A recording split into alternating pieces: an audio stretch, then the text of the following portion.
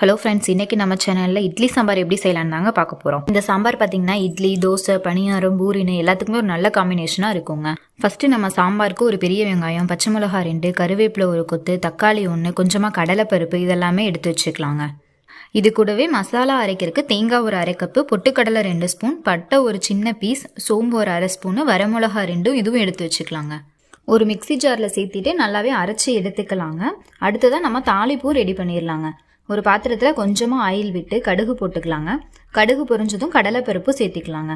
அது கூடவே வெங்காயம், கருவேப்பிலை, பச்சை மிளகாயும் சேர்த்திக்கலாங்க. தக்காளியும் போட்டு நல்லா வணக்கிக்கலாங்க.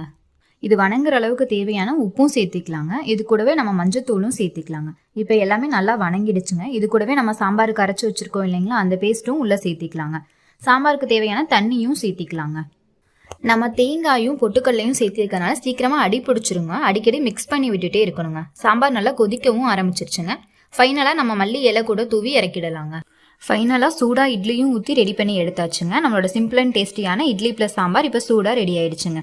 நீங்களும் இதே மாதிரி இட்லி சாம்பார் வீட்லேயே ட்ரை பண்ணி பார்த்துட்டு டேஸ்ட் எப்படி இருந்துச்சு அப்படிங்கிறதையும் கமெண்ட்டில் சொல்லுங்கள். சரிங்க, நம்ம நாளைக்கு ஒரு சர்ச்சில் பார்க்கலாங்களா?